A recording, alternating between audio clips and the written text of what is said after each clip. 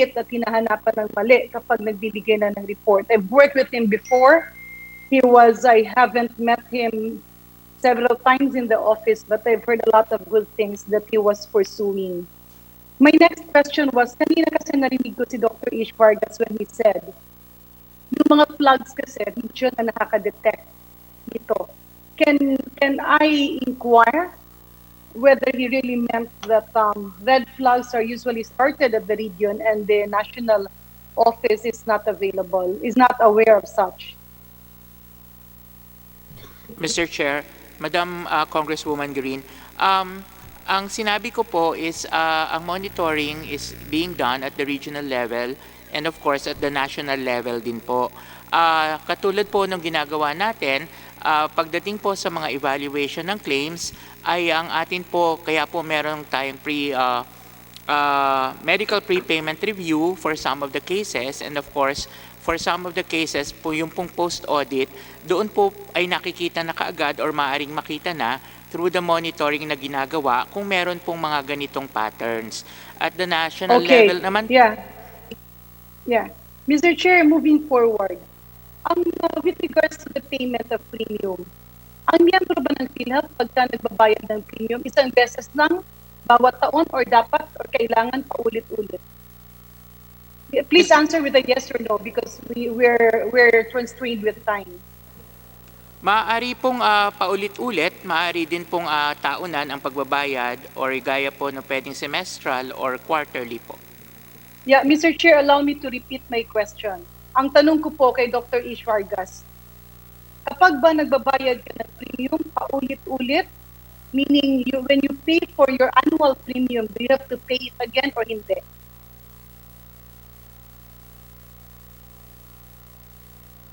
Mr. Chair, pagka nakabayad na po, yung pong susunod na taon na yung babayadan nila. Yes, thank you for that. So balik po tayo dun sa premium na sinasabi nyo. Dun sa senior citizens, pag binayaran na sila via a point-of-care system, do you accept that as a payment of that member's premium or hindi? Mr. Chair, may I refer this to our MMG? Because hindi ko po alam ang proseso pagpasok po doon sa pagbayad na or yung pagtanggap na kung paano po siya nire-record. Yes, MMG.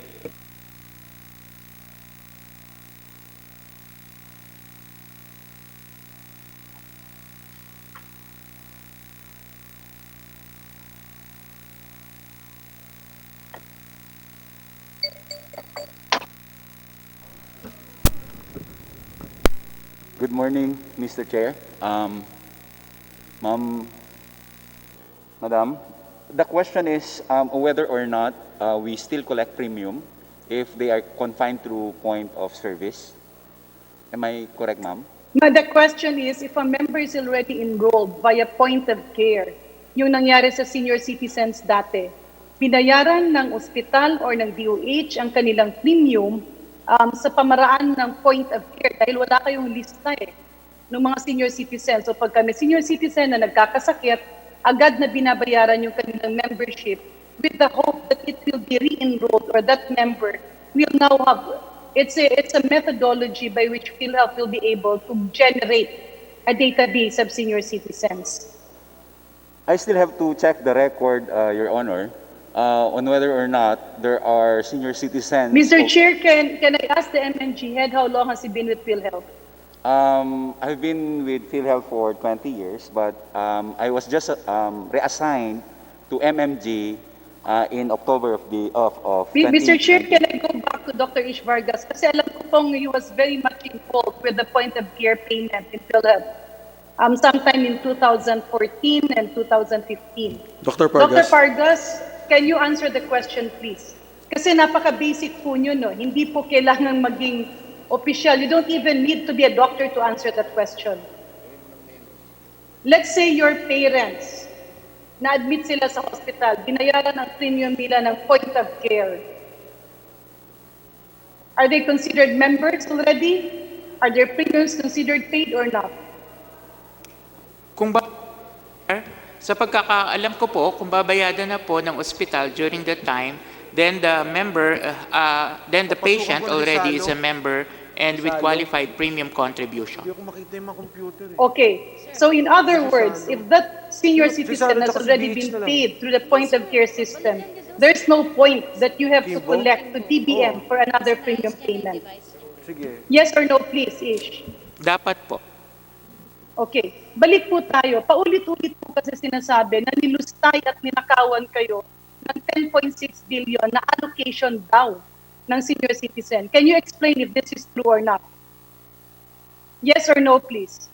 Mr. Chair, hindi po kasi ako ang humahawak dun sa pondo. So, hindi din po ako ang may knowledge kung papaano Mr. Chair, let me nilalagay. rephrase my question. Are you a member of the MANCOM or the EXICOM, right? So, andun ka sa reports. Ano po, Mr. Chair? You're a member of the EXICOM, you're a member of MANCOM. Yes, Mr. Chair. So, andun ka pag nagbibigay ng reports. Mr. Chair, yes. Yeah, and I remember you were in many meetings with the former President de la Serna. And you were also there in the meetings when we discussed the 10.6 billion alleged na sinasabi niyo nawawala. Kaya mahirap namang sabihin na hindi mo alam yon. So are you aware na merong mga alegasyon na ganun or hindi? Mr. Chair, alam ko po na may mga aligasyon at ito naman po ay nasa mga news din po. Okay, my next question is this. Having had that in several meetings where you were present, did the amount of 10.6 billion enter the coffers of PhilHealth? Or let me rephrase it. Sa General Appropriations Act ba, meron bang pondo na 10.6 billion specifically earmarked for PhilHealth? And let me further ask, did DBM release to you that amount or not?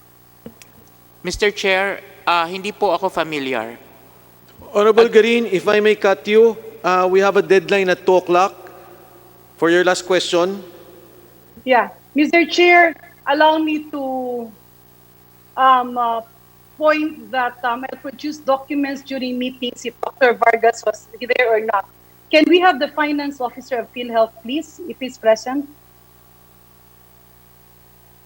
Sir Limsiaco, Mr. Chair, Your Honor.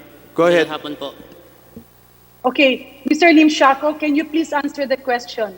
Meron po bang earmark na sa General Appropriations Act, as what Gordon keeps on claiming na natanggalan daw kayo ng 10.6 kaya kumonte yung pondo nyo at hindi raw ito dahil sa fraud?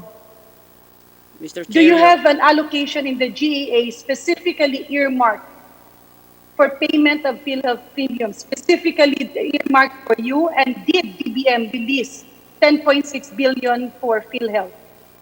Mr. Chair, Your Honor, based on record, Your Honor, wala po 10.6 na appropriation from DBM and wala din po na pumasok na pera from the Department of Budget and Management to PhilHealth po.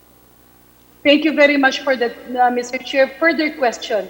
Honorable as Girin, finance I head, apologize. Last question po. Okay. Last question po. Because importante po kasi, Mr. Chair, na napag-uusapan ito sa Finance Department. Paulit-ulit po kasi na nagkakaroon ng paniningil, no, ng mga premium. Are you checking whether people enrolled are real people or not? And is there a mechanism in place to check actual members vis-a-vis re-enrolling dependent members and re-enrolling non-existent people?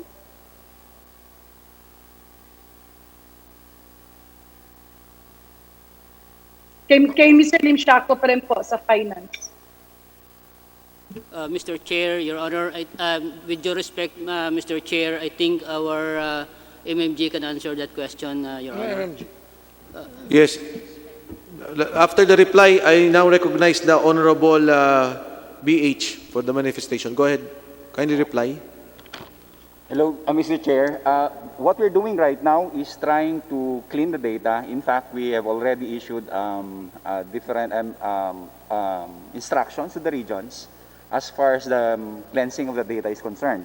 Now, in terms of the senior citizens, we're doing the validation from a PSA data, and of course, coming also from the data coming from the SWD, we do the necessary matching and then we remove those who are still currently employed from the list so that we are able to get the exact data to be charged to DBM. Thank you.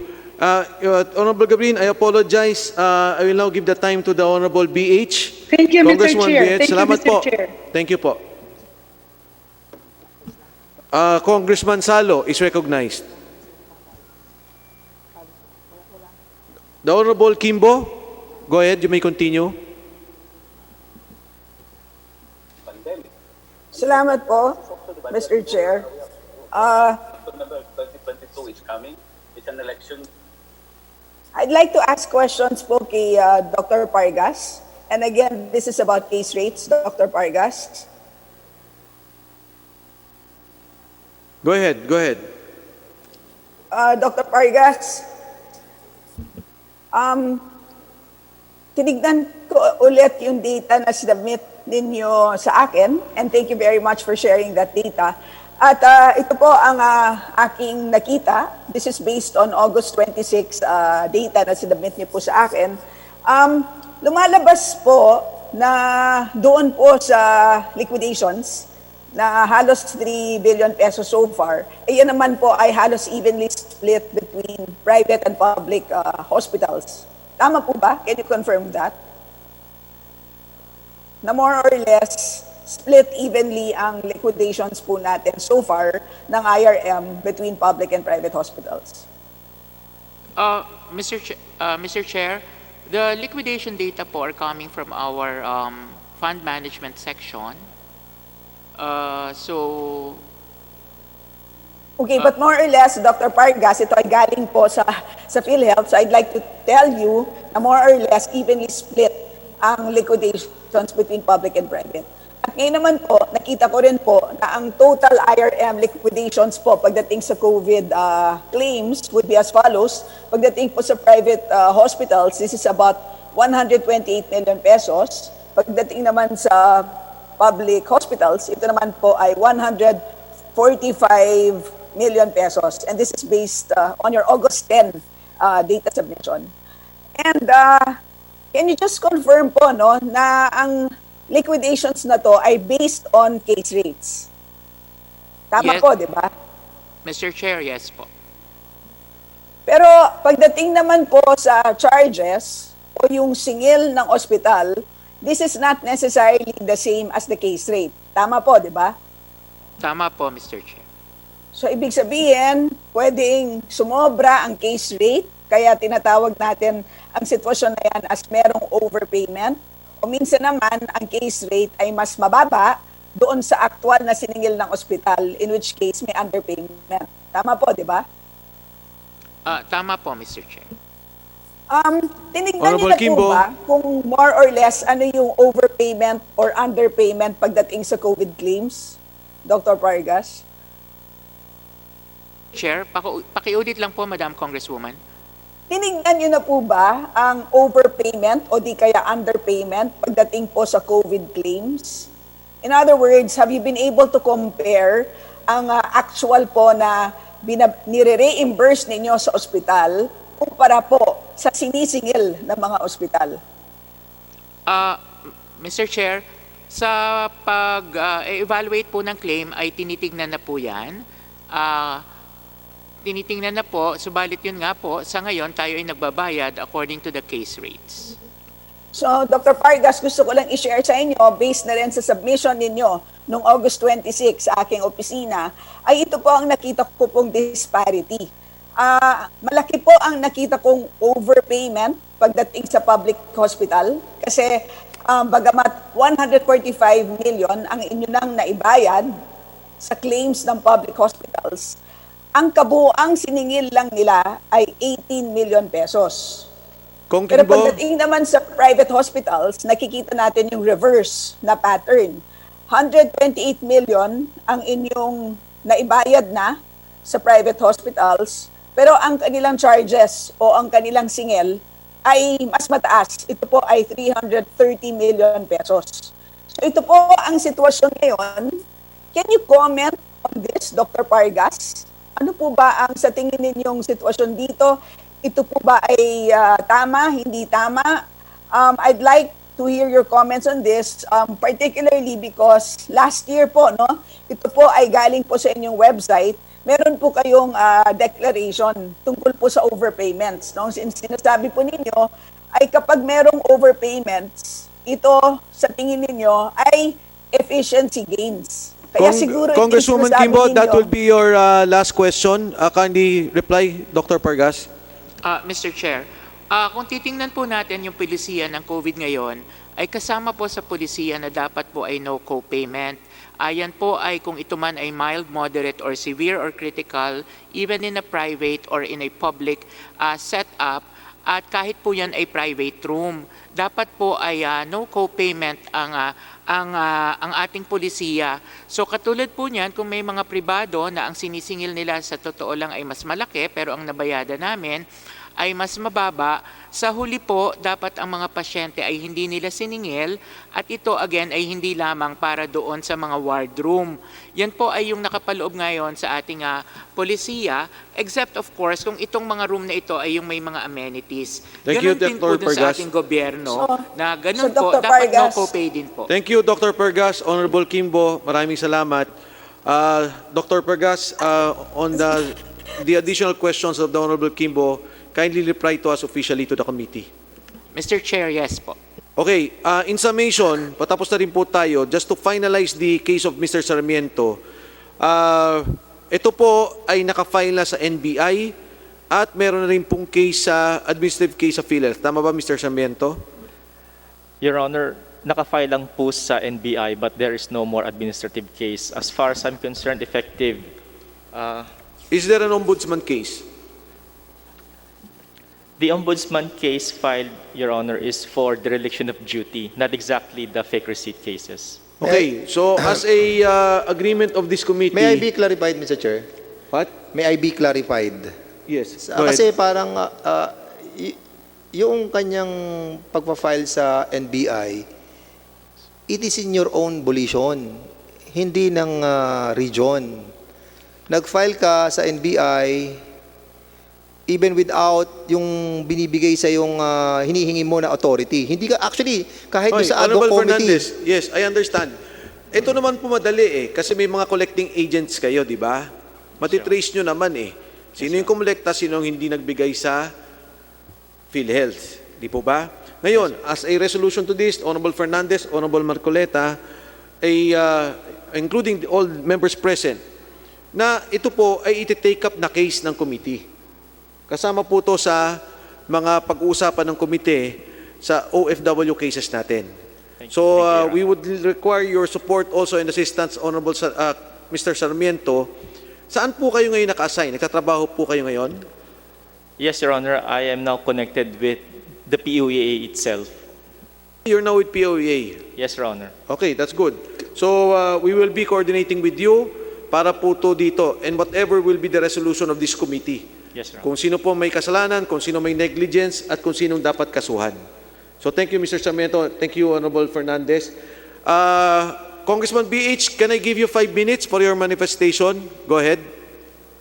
Thank you, Mr. Chair. Pasensya na po, nasa kotse ako, mobile ako. No, I'd like to bring to the attention regarding the Basilan Community Hospital. Parang yung nangyari kasi dito, kapatid din nung perpetual before natin. Can you hear me? Naririnig niyo ba ako? We can hear you, Honorable BH, pero medyo hindi po malinaw yung mga salita.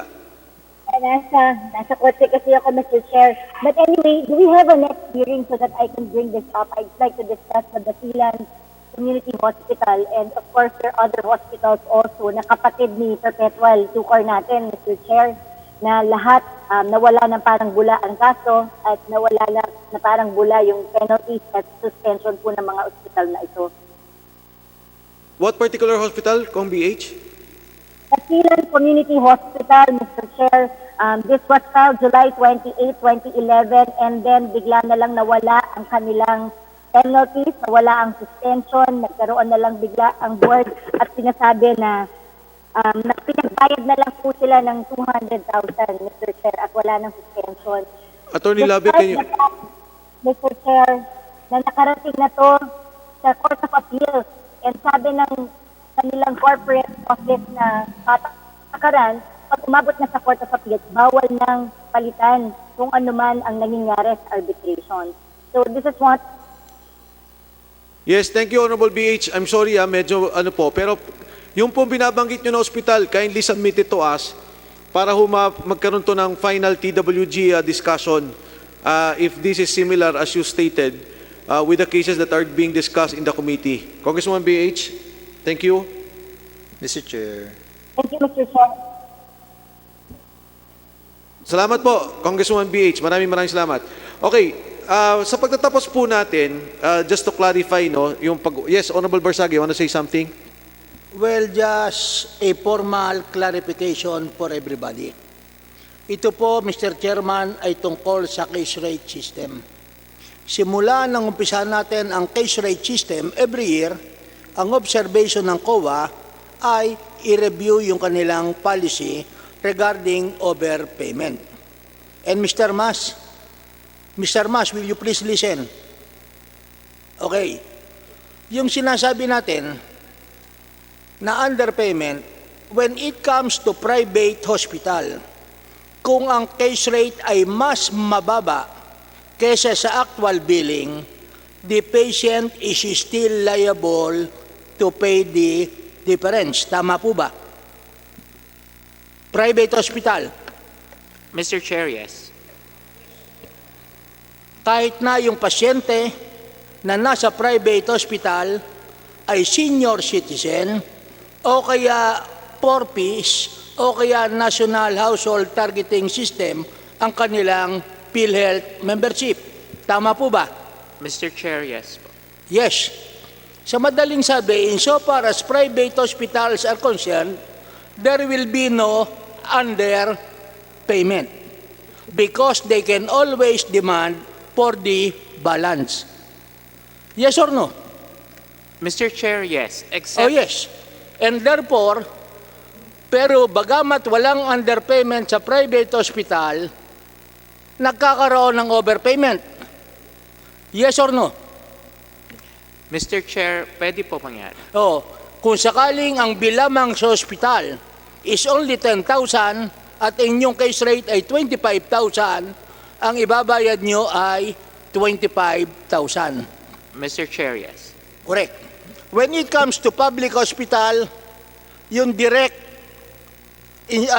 mga direct members, SSS, GSIS employed, pag sila'y na hospital at ang billing nila ay mas mataas kaysa sa inyong case rate, kahit na sila ay nasa public hospital, they are liable to pay the difference.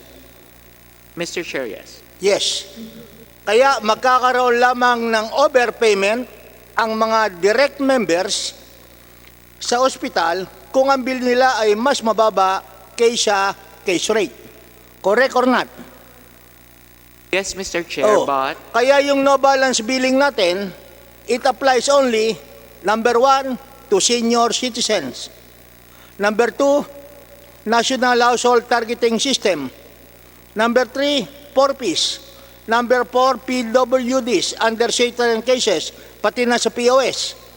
Dito sa mga kasong to, talagang no balance billing. Ibig sabihin, kung mas mataas ang bill nila kaysa sa inyong case rate, wala silang dapat bayaran. Mr. Chair, yes. Yes. At kung sakasakali naman, ang bill nila ay mas mababa kaysa sa inyong case rate, yung mataas na case rate ang inyong ibabayad sa mga public hospitals. Mr. Chair, yes. And the same rule is applicable insofar as COVID patients are concerned. Mr. Chair, for COVID po kasi, the no copay is for everyone. No? The no copay policy is for everyone, be it in private, in public, except for those rooms with amenities. Except for those who, sa COVID patient, wala silang dapat bayaran sa public at sa private. Yes, Mr. Chair. Under all instances. Yes. At po ang ito nasa ba ang polisiya. dahilan kung bakit ang private hospital, laging sinasabi, puno na ang kanilang pagamutan, no more beds available kasi hindi sila hindi sila makakasingil ng mas mataas. You report on that in writing. Yes, Mr. Chair. Honorable Barsaga, okay. Ito na po yung ating huling hearing para ho dito sa PhilHealth. As per agreement, we will be discussing the providing, yes. Attorney Pukalyan. Well, of course, we have to clarify certain issues from Attorney Pukalyan. I'm sorry that I had to move na makontem siya last time. Dinitay natin siya dito sa House up to Monday. And I read from the newspapers na itong perpetual sucor is not the first time na binago ng PhilHealth ang desisyon ng husgado. Meron siyang kinote na Medina. Unang-una, Attorney Pukalyan, after hearing Yusek Sugay, ang PhilHealth ba mayroong karapatan na baguhin o i-modify ang desisyon ng Supreme Court, ng Korte Suprema or RTC? Sir, I think you are correct, sir, no? That the decision of the court should not be modified, especially if it is already final and executory. By any administrative agency of the government? Because, yes? Yes, sir. At kung sakasakaling babaguhin, in the interest of substantial justice, it should be the court which render the decision which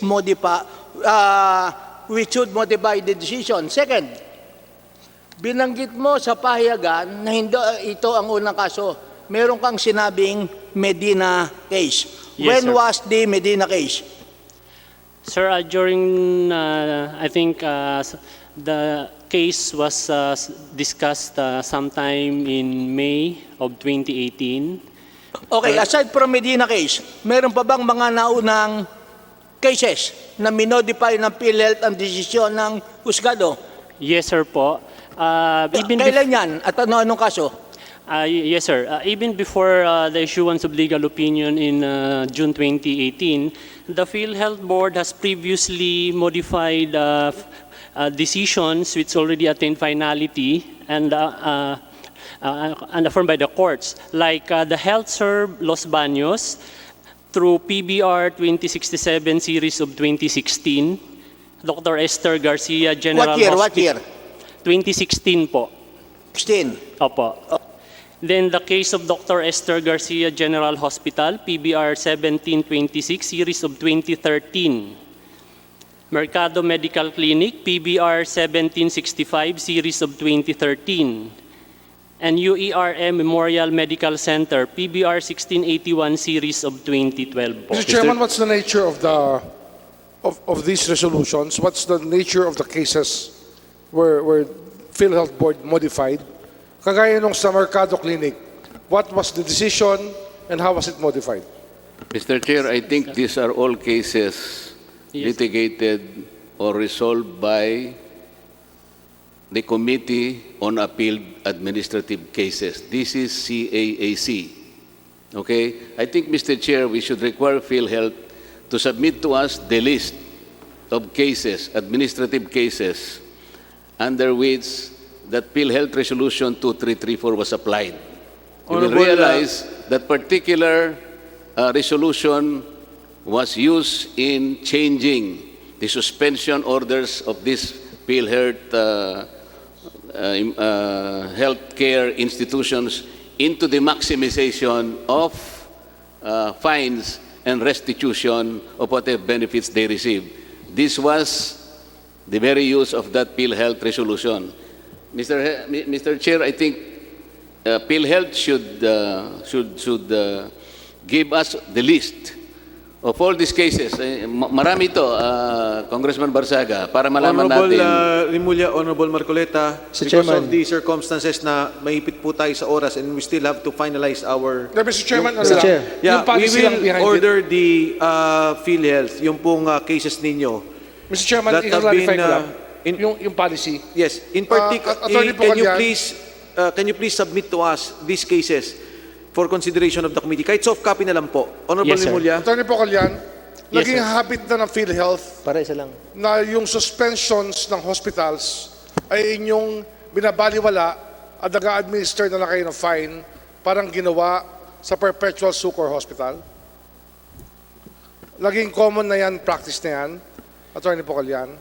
Sir, sorry sir, medyo hindi ko po masyadong na... Hindi, yung sinabi nyo kanina, yung decisions ng court, hindi nyo na lang ine-enforce yung suspension, fina-fine nyo na lang yung mga those found guilty, instead of being suspended from Philhealth accreditation, you leave them as is, and you do not implement the suspensions. Instead, you just pay the fine. Ganun ba? Totoo Yes ba sir yun? po. In the cases I mentioned, fine na lang po yung in-impose. In other words, there is very little chance that an offending healthcare institution will ever be suspended by PhilHealth because PhilHealth has the policy of just letting go of these decisions of the courts against healthcare institutions. Am I correct? Yes sir po.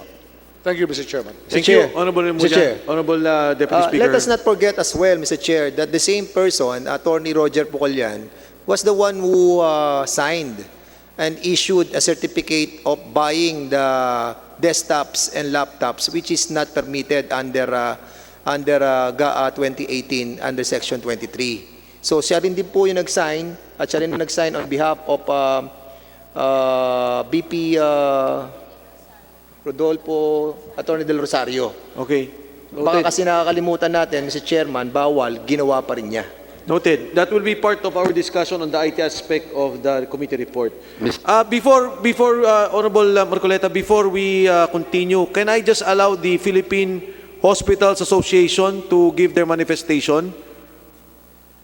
Are they there in Zoom? Philippine Hospital Association.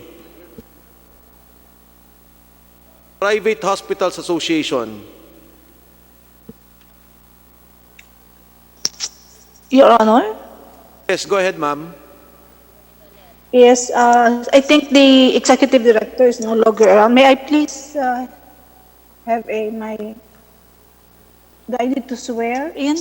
No, not anymore. If you're just making a manifestation, go ahead. You have a statement. Okay. This is Dr. Valera, but I just want to read the manifestation of the Private Hospital Association as requested because I think they're no longer around. Just to make it quick, that be happy find it unfortunate that former President and other professionals as the source of corruption accordingly, since hospitals are the ones receiving money. These healthcare providers in a bad light, which is totally unacceptable, having seen how our member hospitals have sacrificed beyond words in our daily fight against COVID, and who, regardless of situations, have served well the Filipino people. Before we point the finger at blame, Ma'am, do you have a we ask video? if it is fair to generalize all of us. Given the omnipotent powers of PhilHealth, from evaluation to payment or even ending in denial of claims, how can one logical mind say that fraud is committed by hospitals and doctors? Curbing corruption makes more political sense than ever before, so we could progressively realize universal health care in the country. That ultimately is the long-term interest of all layers of society.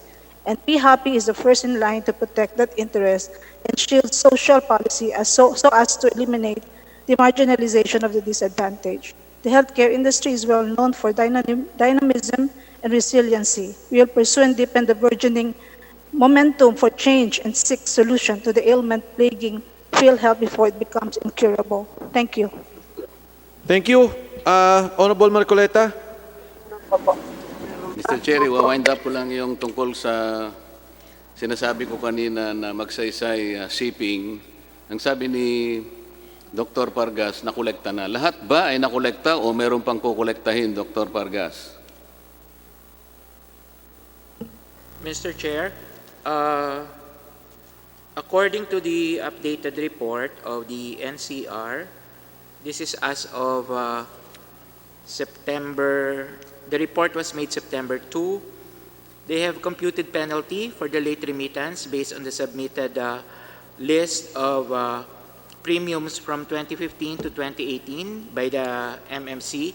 The MMC already paid 1.6 million as penalty for the late remittances, and MMC was billed amounting to an aggregate amount of 12.6 million for 1,207 claims for 2019 and 1.3 million for 117 claims this 2020. They have already submitted the RF1 or the report soft copy from 2015 to 2018, and there is an ongoing validation by the Collection Section Data Management Unit from January 2018 onwards, and the corrections or encountered errors were given to MMC already for the amendment. From March 2015 to December 2017, it was already validated and now ready for uploading and Dapat kasi posting. kanina mo pa tinotal yan eh. Itatanong ko lang sa'yo, may kukolektahan pa ba? Kasi Yes, sabi, Mr. Chair. marami pa yan eh. Yes, Mr. Chair. Oh.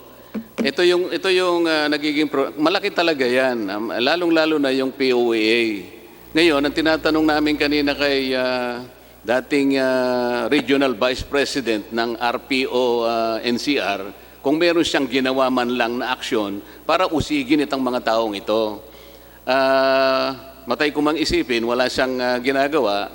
Ang totoo niyan, dapat magpasalamat siya kay Mr. Sarmiento sapagkat siya yung unang nakatuklas niyan, at kung hindi dahil sa kanya, hindi lahat mauusisa ang mga bagay na yan para sa kapakinabangan ng PhilHealth.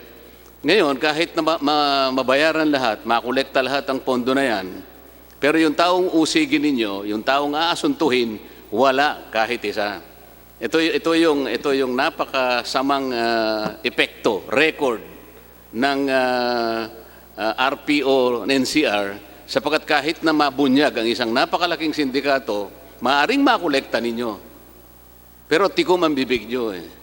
Tali ang kamay ninyo kung pag-uusapan ay uusigin ng mga taong may kinalaman dyan.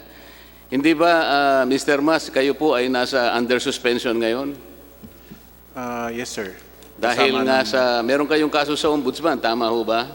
Yun, sir. Yung, Pagkatapos last week. ay dahil nga dito sa hindi ninyo paggalaw sa mga bagay na ito, di man lang kayo kinakitaan ng interes na personal, kayo po ang Vice President noon, hanggang sa matanggal nga si Mr. Sarmiento, parang natutuwa pa kayo at naalis doon, at ngayon nga ay mas masaya pa siya na sa POA na siya. Pero habang kayo po ay nakasuspende, totoo po ba na kayo pinalitan sumandali ni Mr. Walter Bacaresa siya maging OIC? Sir, pag suspended ka ho, hindi ka na pwedeng pumasok sa office.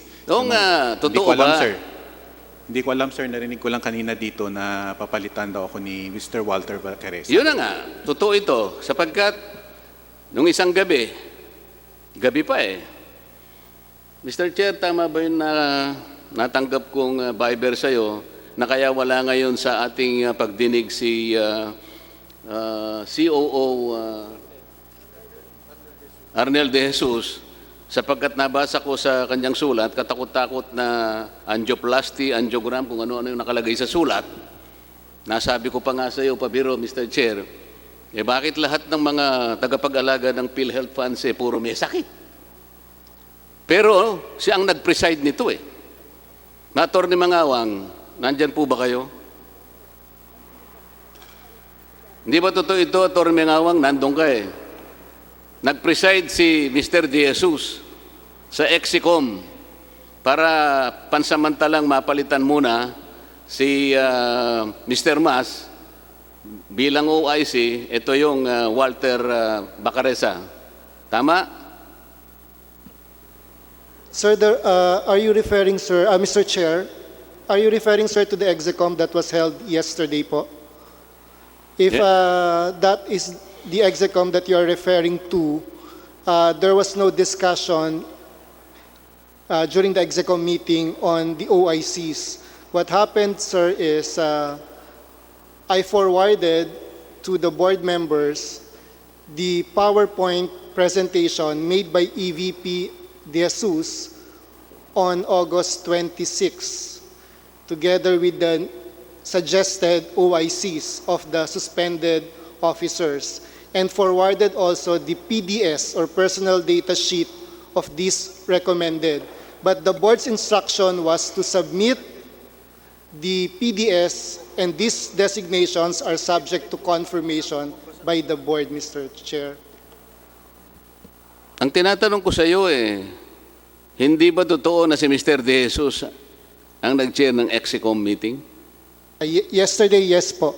Kaya nga, pero nakakapag-attend siya ng EXICOM meeting para tanggapin ang report mo, pero sa amin, ayaw niyang mag-attend.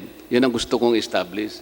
Attorney Pucalan, hindi ba ikaw ang pumalit na OIC pansamantala, Senior Vice President Legal? Oh. Totoo hindi? Sir, that was the proposal, sir. Proposal na naman Makukulong ka na naman Aminin mo nyo na kasi para... Yes, Ha? yes, sir po. Nakita mo na, Mr. Chair? Napakahirap kumuha talaga ng sagot sa inyo Nagtitimpi na nga kami.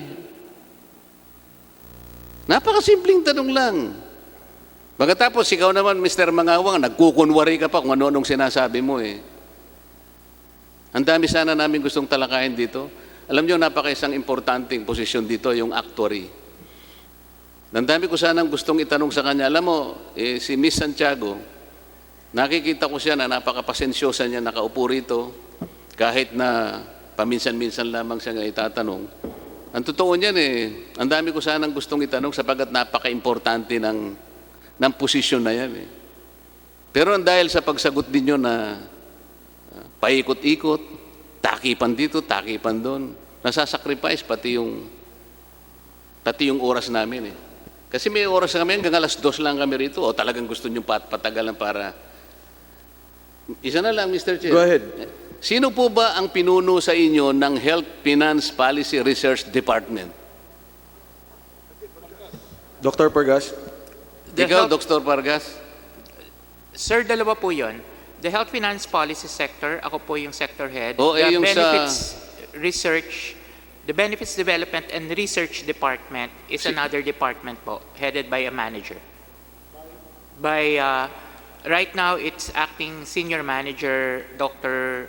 Melanie Santillan. No, bilib naman ako sa PhilHealth. Alam mo, nasa Section 22 ng batas na ginawa namin Isa lang na departamento, ginawa niyong dalawa nakalagay Health Finance Policy Research Department.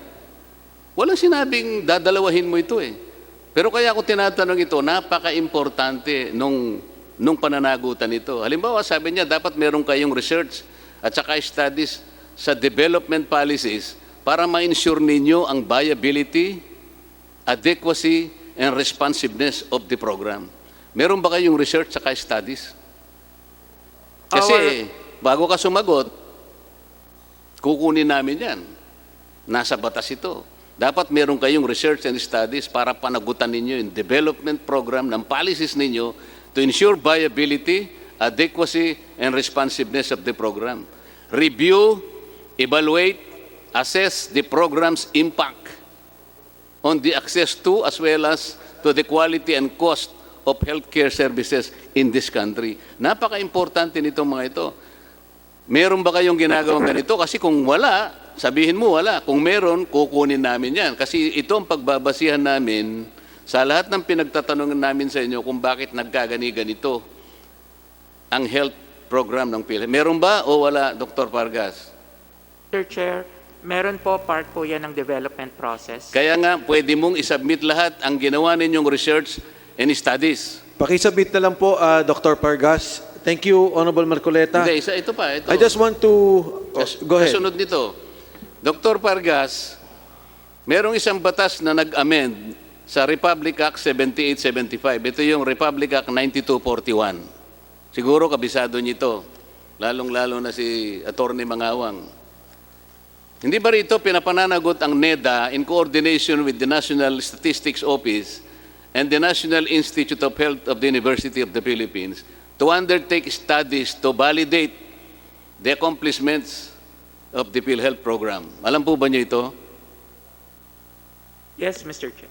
Meron na po bang nagawang ganito na na-validate po ang program ng PhilHealth? It would be health policy, Dr. Pargas. Mr. Chair, I'd like to ask our corporate planning department who's under, siya po ang nag-handle ng mga reviews and oversight ng PhilHealth. Hindi ko lang po masagot Specifically, ngayon kung the study meron po, that should be undertaken by NEDA in coordination with National Statistics Office and the medical institutes of the University of the Philippines. Meron po ba wala? Mr. Chair, sa ngayon hindi ko po masagot. But I'd like to ask our corporate planning No, but department. that's something, a project as big as that you would know. Anyway, Honorable Margareta. Meron po, merong ganitong study na na-validate po ang accomplishments. Kasi ito lang pong magpapatunay, napalaki pong importansya sa amin ito. Pag naipakita ninyo ito, itong pagbabasihan namin tungkol sa accomplishments, kabuuang accomplishment ng PhilHealth. Kasi lahat po ng sasabihin ninyo, hindi ka panipaniwala. Siguro ito po. Honorable Marcoleta, I apologize. We have several minutes to go. I still have some admin concerns to discuss with the committee. Okay.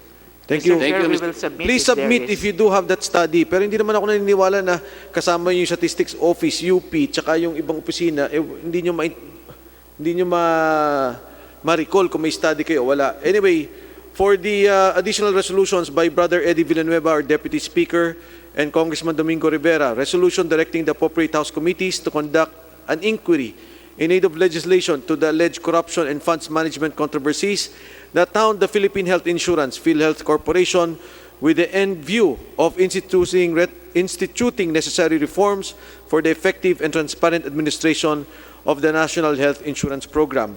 As agreed by the committee, we will be filing a Emergency Powers Act.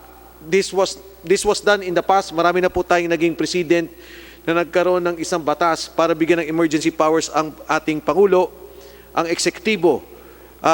Para po nung nakaraan, if I may read yung ginawa nila dati for the power crisis, there was a law that was Republic Act 7648, which gave the executive the power to negotiate contracts and to reorganize the National Power Corporation at that time. Sa kaso po ng PhilHealth ngayon, under the leadership of Attorney Dan Tigueran, kinakailangan niya na maglagay ng mga personnel, tumulong sa kanya immediately, pwede ding mga kumpanya na umalalay sa kanya sa IT, and so we will give that powers to him and to reorganize PhilHealth as they seem fit. Kasi kailangan po natin dito yung finance and the economy, kailangan po niya ng tulong on the legal for the filing of cases and the audit, kailangan po niya ng tulong on the public health issue. Although si Mr. Gaylan is already a lawyer, pero napakarami po mga kailangan nilang tingnan na mga bagay tungkol dito sa PhilHealth, including yung mga OFW collections and all the other cases. Diniscuss na po natin yung OFW amendment. So ito po yung dalawang amendment that immediately can be discussed by the committee. The amendment of the law para tanggalin sila or at least magkaroon ng distinction on the OFW contribution. We were able to discuss among others the 2013 to 2018 COA reports, yung cataract scandal was raised, Cardinal Santos Medical Center, yung 170 million compromise, perpetual succor, the reversal of the Court of Appeals, the Accenture case, the 115 criminal case, wala hong na-file pa up to now. The Dr. Mengita case for the healthcare personnel. Yung computerization, there were several points raised by the Honorable Deputy Speaker Fernandez. Honorable Haresco was pursuing the ODA arrangement for this. Yung pong IRM case na sa kasalukuyan ay dinidiscuss po natin. The IT bidding case, and of course the case rate system. Ito yung mga ilang bagay na kailangan natin pong i-discuss, and as propounded by the members of the committee, the Honorable Marcoleta, the Honorable Barsaga, Honorable Barbers already mentioned that we will be filing. Probably this would be the first time that the committee will enter into the actual filing of cases, plunder cases or what have you, in coordination with the Department of Justice. So ito pong linggon to, we will be having our technical working group to finalize all this. If there are still any questions, motions, Honorable Barbers. Mr. Chairman, equally important din po, bibilisan ko na lang, yung usapin tungkol doon sa, I was informed, Mr. Chairman, na merong isang napipintong board meeting ang Philhealth na kung saan ang pag-uusapan ay yung tungkol dun sa granting of amnesty on all denied claims. And all these denied claims, by virtue of a late filing and refiling, apparently, meron silang desisyon na bayaran ho ulit ito to the tune of about 600 million. Ang total ho na denied claims ay from 2011 to 2019 nagkakahalaga ho ng mga almost 4 billion pesos. And in this particular board meeting, which I'm still trying to get hold of the documents, Mr. Chair, nasasabi po doon na they are authorizing Philhealth to release the amount of 600 million to settle and pay yung mga denied claims in the past. Dahil nga daw po may pandemic at nangangailangan ng financial security at capability ang mga HCIs, kaya babayaran ho ito. Kanina I wanted to ask if there are any board members present. Corporate Secretary. Unfortunately, wala, no? The Corporate Secretary, Sir, Atty. Mangawang, would you like to Ayan, reply? yun nga, Attorney Mangawang. Meron po bang ganyang usapan na yung mga denied claims ay babayaran or yung mga, denied claims, no? That was the statement of the Honorable Barbers. Yes, Mr. Chair, that proposal was presented by the management amounting to 600 million to review those claims filed beyond the 60-day period. Mr. Chair, most of these claims are from 2011 to 2019. If we pay and release the amount of 600 million to pay all these denied claims, hindi ba medyo may konting problema tayo doon? Honorable Barbers, siguro po for purposes of expediency, maaari po ba, Atty. Mangawang, i-forward nyo sa amin yung inyong proposal ng management at kung sino-sino to at ano ba itong mga claims na to? And the result of the proposal. Record, Mr. Chairman. The result of the proposal. Okay, Honorable Barsaga? Sino yung mga members ng management na nag-propose nito? My office will submit po to the... My office will submit po the details. Hindi mo ba may-recall? Because there is a management group proposing the payment of 600 million for claims that have already been denied. Kasama ka ba ron sa management? Okay, Mr. Honorable Chair? Barsaga, Atty. Mangawang, nangyari po ba ito ngayon lang o matagal na yan? I'm not sure, but about 2 months ago, Mr. Chair. 2 months ago, wow. Mr. Chair. Anyway, wag na ho natin pagdebatihan yan at butin lang na raise mo yan, Honorable Barbers. Pero i-forward nyo sa amin lahat ng dokumento tungkol dyan. Salamat. Honorable, Yes, Honorable Fernandez. 2 o'clock na po, so I move for the termination of this committee hearing. I so move, Mr. Chairman. Yes, with that, Honorable Barsaga. How long bago maibigay yung mga dokumento ni Atty. Mangawang? Because this is again a serious case. I know. 600 million to be used for the payment of denied claims. Parang sobra-sobra na to. At ginawa itong board resolution during the time that we are discussing these issues. May board resolution na ba ito, Mr. Chair? Patapos na lang nga tayo, may humahabol pang kaso. Mr. Chair, meron ba na board resolution? Attorney Mangawang, can you submit to us in soft copy para makita po ng lahat ng mga kasama? Yung tanong ni Congressman Fernandez na I replied to him, yes. May board resolution na yan, di ba? Meron board resolution? There is board resolution, but it is still being routed for the signature po. Nako, Diyos ko. Oh my God. Tuloko mo na naman kami, merong board resolution, pagkatapos walang pirma. Tapos na ang hearing natin, may pahabol pa, Mr. Chairman. Honorable Barsaga, baka magalit ka na naman. Anyway, buti na lang, na-raise yan sa plenary. Okay, so ito po yung mga diniscuss naming issues at ito rin po ang gagawa namin na report, including that that was raised by the Honorable Barbers. And so by next week, doon po sa guidance ng ating Speaker Alan Cayetano, unahin natin yung PhilHealth Emergency Powers Act plus the OFW Amendment. At ito po mga kasong to, we will make a final report. And as agreed by the members of the committee, tayo ho mismo ay sasama sa pag-file kung anumang kaso ang mapag-usapan with the Department of Justice. Honorable Barsaga? May we just request one hearing for this 600 million? Because this is very serious. Yes, Honorable Barsaga, maybe what will happen is when we get the documents for the TWG final approval, magkaroon tayo ng discussion on that particular issue. Mr. Chairman, I propose that we discuss it during the budget of Philhealth. What's that? The budget. Sa Oh, budget yes. natin tanongin. The budget of Philhealth, would that be okay, Honorable Barsaga? Mr. Chairman, can we ask the Medyo PhilHealth to... mahirap tayo sa budget eh.